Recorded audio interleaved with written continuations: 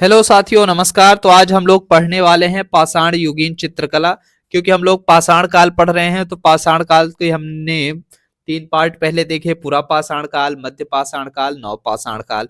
फिर पूरा पाषाण काल के भी तीनों पार्ट हम लोग पढ़ चुके हैं। निम्न पूरा पाषाण काल, मध्य पूरा पाषाण काल, उच्च पूरा पाषाण काल।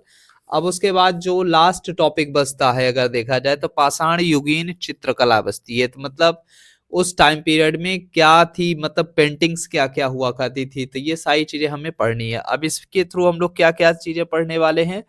तो चित्रकला का विषय क्या था, मतलब किस तरीके के चित्र पाए जाते थे, ये बताना है। और ये चित्रों के साक्ष्य मिले कहाँ से हैं, ये हमें जानना है। और इसमें रंग कौन सा उपयोग होता था, ये सारी चीजें हम लोग आज की वीडियो में समझने वाले हैं। तो उम्मीद करते हैं कि आप लोग हमारे साथ बने रहेंगे इस वीडियो में। तो चलिए शुरू करते हैं, देखते हैं। और हाँ, जिनका छूट गया है वो जाके पुराने वीडियोस देख सकते हैं।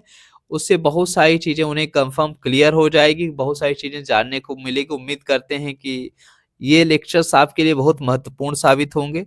तो चलिए बात कर लेते हैं। तो जो देखिए, पहला आप क्या बोलेंगे, पाषाण युगीन जो चित्रकला है इसके साक्ष्य आप जानते ही हैं। भीमबेटका में मिलता है, मिर्जापुर की गुफाओं में मिलता है, चित्रकूट और पचमढ़ी इत्यादि स्थलों से प्राप्त हुआ है। ठीक है, किसका? पाषाण युगीन चित्रकला का। देखिए, पाषाण युगीन चित्रकला मतलब आप तीनों काल मिला दीजिएगा, ठीक है ना। ऐसा नहीं पूरा पाषाण काल, मध्य पाषाण काल, नव पाषाण काल, तीनों को मिला के एक साथ लिखना होता है। ठीक है। अब ये नहीं कि आप सिर्फ पूरा पाषाण काल में जाएंगे तो उसमें प्रारंभिक स्तर के चित्र दिखेंगे, मतलब बहुत शुरुआती स्तर के रहेंगे। क्योंकि मानव उस समय अपनी अभिव्यक्ति को सही तरीके से रिप्रेजेंट करने का तरीका जो था उसका एक नॉर्मल सिचुएशन, मतलब बस हो गया, थोड़ा बहुत जो आता था वो रिप्रेजेंट कर देता था। मतलब शायद उसमें ज्यादा वो एक्सप्रेस नहीं करना चाहता था, अगर बात करें पूरा पाषाण काल में। ठीक है। लेकिन मध्य पाषाण काल, नव पाषाण काल, जैसे जैसे उसका विकास होता गया तो उसका जो अभिव्यक्ति रही, एक्सप्रेशंस रहा है, वो चित्रों के माध्यम से, मतलब चित्रों की संख्या बढ़ती गई। बस ये याद रखना है आपको।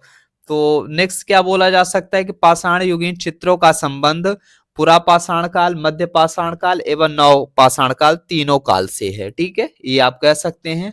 अगर पाषाण युगीन चित्रों की बात करेंगे तो आप तीनों काल मेंशन कर सकते हैं।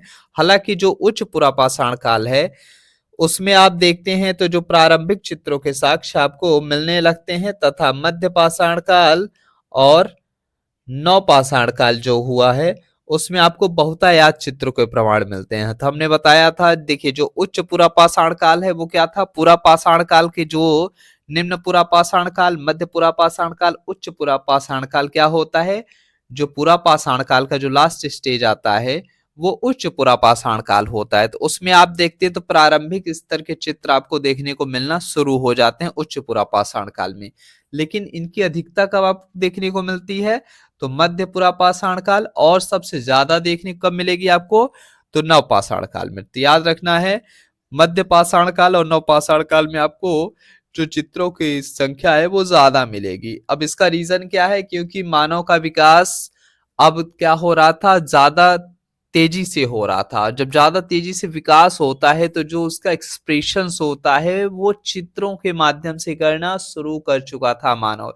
चाहे वो आप देखते हैं तो जो गुफा चित्र पे, गुफाओं में जो चित्र बनाता था तो वो क्या करता था, चाहे वो फैमिली के साथ, मतलब महिला पुरुष बच्चों को रिप्रेजेंट करना हुआ या फिर जानवरों को बनाना हुआ। पहले देखिए बड़े जानवरों को चित्र मिलते थे, लेकिन अब साथ ही साथ छोटे छोटे जानवरों के भी चित्र रिप्रेजेंट होने लगे थे गुफा चित्रों में। तो आप इससे अनुमान लगा सकते हैं कि जो मानव अपनी अभिव्यक्ति है वो क्या करता था, चित्रों के माध्यम से ही करता था। बस इतना याद रख लेंगे।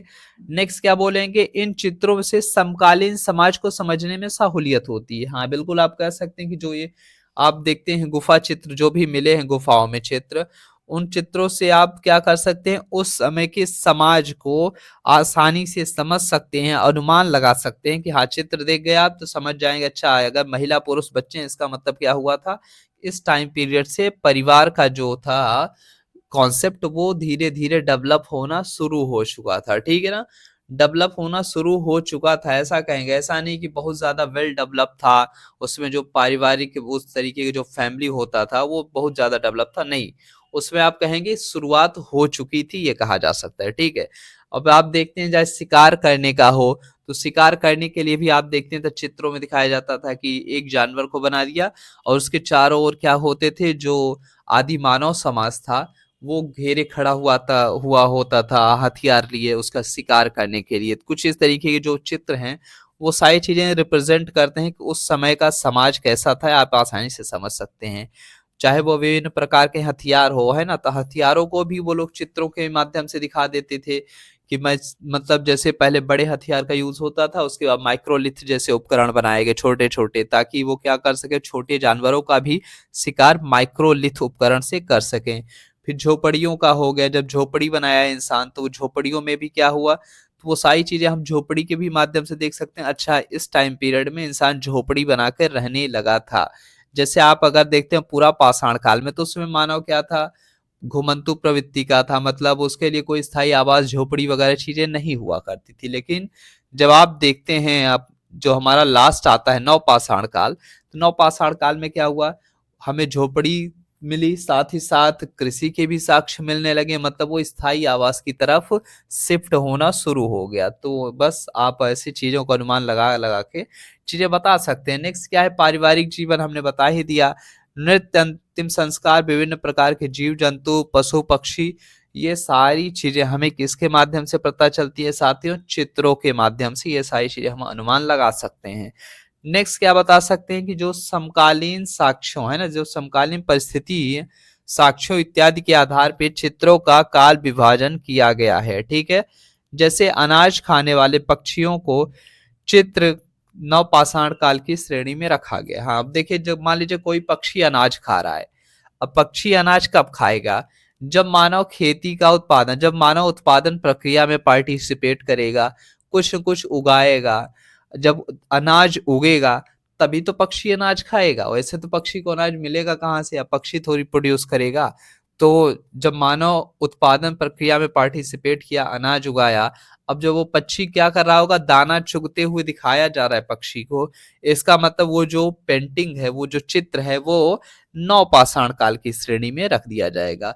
अब अनाज होगा तभी नवपाषाण में आएगा, और नवपाषाण में आएगा तभी पक्षी अनाज खाता हुआ दिखाई देगा। ठीक है, और नेक्स्ट बात कर सकते हैं, और क्या कहा जा सकता है साथियों, तो याद रखना है आपको, चित्रों में प्राकृतिक रंगों का प्रयोग किया गया है। तो देखिए, उस समय जो मानव था ना, वो ऐसा नहीं था कि बहुत ज्यादा एक्सपर्ट हो गया था और उसके पास, मतलब जैसे आज के टाइम पीरियड में देखते हैं कलर से कलर्स है, पहले तो देखिए प्रारंभिक कलर हो गया, उसके बाद द्वितीयक रंग होता है, फिर उसके बाद मिक्स्ड रंग होता है, मतलब बहुत सारे रंग से हम लोग क्या कर सकते हैं, बना सकते हैं। तो कलर बनाने के भी बहुत सारे प्रोसेस होते हैं, लेकिन उस समय का जो मानव था वो एक नॉर्मल था, क्योंकि अभी वो प्रारंभिक स्तर से गुजर रहा है, तो वो सिर्फ प्राकृतिक चीजों का ही यूज करेगा। जैसे हरा रंग यूज कर सकता है, लाल रंग करेगा, काला रंग करेगा। और अब देखिए, हरा रंग हो, लाल रंग हो, काला रंग है। अब देखिए, काला रंग के लिए क्या है, जैसे कोयला जैसी चीज अगर मान लीजिए मिल गई उसे, तो क्या करेगा, अगर दीवार पे घिसेगा तो काला रंग ऑटोमेटिक आपको क्या होगा, दिखना शुरू हो जाएगा। ठीक है, या फिर और हरा रंग वगैरह हो गया, तो ये सब चीजें क्या होंगी, आपको नॉर्मली जो प्रकृति से मिल रहा है उन्हीं में से कोई चीज वो करके क्या करेगा, वो उसका उपयोग करेगा चित्रों पर। ठीक है, और नेक्स्ट क्या होता था कि जो रेखा चित्रों के ही माध्यम से चित्रों को रिप्रेजेंट किया गया, तो याद रखना है रेखा चित्र का यूज किया गया है। ठीक है, तो और बाकी अगर आप देखते हैं, जैसे आज के टाइम पीरियड में आप देखते हैं, तो चित्र बनाने के बहुत सारे तरीके हैं। और रेखा चित्र क्या होता है, जिसे लाइन बाय लाइन टू वो करके क्रिएट किया जाता है, बनाया जाता है जिस पिक्चर को, वो रेखा चित्र के श्रेणी में आ जाता है। और नेक्स्ट बात करते हैं, चित्र निर्माण का उद्देश्य क्या था, यह स्पष्ट नहीं है। देखिए, पुरुष ने चित्र बनाया, किस उद्देश्य से बनाया, ये सारी चीजें हमें स्पष्ट रूप से नहीं कहा जा सकता, लेकिन संभवतः कहा जा सकता है कि मनोरंजन के उद्देश्य से हो, या फिर धार्मिक उद्देश्य से हो सकता है, या फिर अपने अगली पीढ़ी को बताना हो सकता है, प्रशिक्षित करने के उद्देश्य से चित्रों का निर्माण किया गया हो। तो आप क्या कह सकते हैं, जो पूरा पाषाण कालीन चित्रकला थी, मतलब पाषाण युगीन चित्रकला आप कह सकते हैं, तो पूरा पाषाण नहीं बोलना है, पाषाण युगीन चित्रकला कह सकते हैं, जिसमें सारे काल आ जाएंगे, खाली एक पूरा पाषाण काल ही नहीं आएगा। ठीक है, क्योंकि आप देखते हैं पूरा पाषाण काल में आप सिर्फ उच्च पूरा पाषाण काल में चित्रों का प्रारंभिक शुरुआत मानी जा सकती है, तो फिर आप खाली पूरा पाषाण काल नहीं बोलेंगे, आप क्या करेंगे, तीनों चीजें मेंशन कर देंगे, तो क्या बन जाएगा साथियों, पाषाण युगीन बन जाएगा। तो इतना याद रखना है आप सभी को। तो पाषाण युगीन क्या कह सकते हैं, जो चित्रकला का उद्देश्य रहा है वो क्या रहा होगा कि अपनी अगली पीढ़ी को क्या करना है, शिक्षित करना रहा होगा कि हाँ ये चीजें हम बना दिए, या फिर अपनी अगली पीढ़ी को सिखाना रहा होगा। जैसे आज के टाइम पीरियड में हम देखते हैं क्या साथियों, कि जब हम स्कूल में अपने छोटे बच्चों को भेजते हैं, तो छोटे बच्चे जब स्कूल जाते हैं तो उनका एक क्या होता है, आर्ट एंड ड्राइंग का होता है, एक सब्जेक्ट होता है जिसमें बच्चों को पेंटिंग करना, चित्र बनाना सिखाया जाता है। ठीक है, हम भी तो आजकल अपनी पीढ़ियों को तो ही सिखा रहे हैं ना, कि ऐसा नहीं कि नहीं सिखा रहे हैं, उस टाइम का भी मानव सिखा रहा होगा। एक मोटिव ये हो सकता है, और दूसरा क्या हो सकता है, धार्मिक उद्देश्यों से भी चित्रों को बनाया जा सकता है। आज भी देखते हैं आप धार्मिक संस्थानों, मतलब धार्मिक कहीं पे भी जाएंगे तो आपको हर धार्मिक उसमें कहीं ना कहीं चित्र जरूर मिलेगा। जैसे कि अगर हिंदुइज्म में जाते हैं तो आज भी आप देखते हैं तो चित्र क्यों नहीं मिलते, बहुत सारे चित्र मिल जाते हैं। चाहे नंदी बैल को रिप्रेजेंट करना हो गया, हाथी को गणेश के रूप में रिप्रेजेंट करना हो गया, तो बहुत सारी चीजें हैं कि आज भी आप देखते हैं तो मिलती हैं चित्र, ऐसा नहीं कि नहीं है। धार्मिक उद्देश्य भी हो सकता है, मनोरंजन के भी उद्देश्य से चित्र बनाए जा सकते हैं। ठीक है, तो ये सारी चीजें आप कह सकते हैं। तो आप क्या बोलेंगे, चित्र निर्माण का उद्देश्य में मनोरंजन का उद्देश्य से बनाए गए होंगे, धार्मिक उद्देश्य से भी बनाए जा सकते हैं, या फिर अगली पीढ़ी को प्रशिक्षित करने के उद्देश्य से चित्रों का निर्माण किया गया होगा उस समाज है ना, उस समकालीन मानव के द्वारा। उस समकालीन मतलब पाषाण युगीन मानवों के द्वारा। ठीक है, तो उम्मीद करते हैं ये सारी वीडियोस आपको अच्छी लग रही होगी साथियों। देखिए आपको क्या करना है, चीजें रटनी नहीं है, पहली चीज। दूसरी चीज क्या है, कॉमन कॉन्सेप्ट लगाना है। ठीक है ना, ज्यादा दिमाग नहीं लगाना है, सिर्फ एक कॉमन कॉन्सेप्ट लगाना है कि मतलब अगर आप अर्ली स्टेज में किसी भी शुरुआती दौर में देखें तो कोई भी चीजें वेल डेवलप नहीं होती हैं। कोई भी समाज पूरे तरीके से स्वतः डेवलप नहीं होता। हर एक चीज का क्या होता है, धीरे धीरे धीरे क्या होता है, शुरुआत होगी और वो क्या करेगा, अपने पीक पे जाएगा, फिर उसका क्या होगा, धीरे धीरे क्या हो जाएगा, पतन भी होगा। अब इसका एग्जाम्पल क्या है, इसका बेस्ट एग्जाम्पल आप देखते हैं सिंधु घाटी सभ्यता।